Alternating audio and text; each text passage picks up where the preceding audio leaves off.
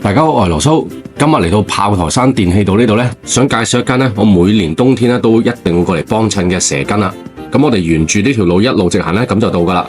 冇錯啦，就係呢間蛇王娘啊。哇，你睇下門口幾多貼紙。咁我每次嚟呢都係嗌其中一個呢啲餐噶。咁如果你嫌個份量唔夠嘅話呢，你可以俾多啲錢呢加大噶。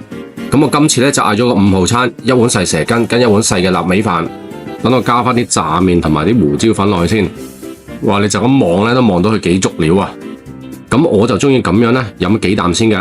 你見唔見到啲煙啊？喺呢個凍凍地嘅天氣咧，飲啖咁嘅暖蛇羹咧，真係一流啊！嗱，飲咗幾啖之後咧，再加啲檸檬葉嘅絲落去，咁就會變咗另外一個層次啦。同一碗蛇羹，嘆到兩種唔同嘅口味，係咪好過癮呢？真係諗起都想再飲多碗啊！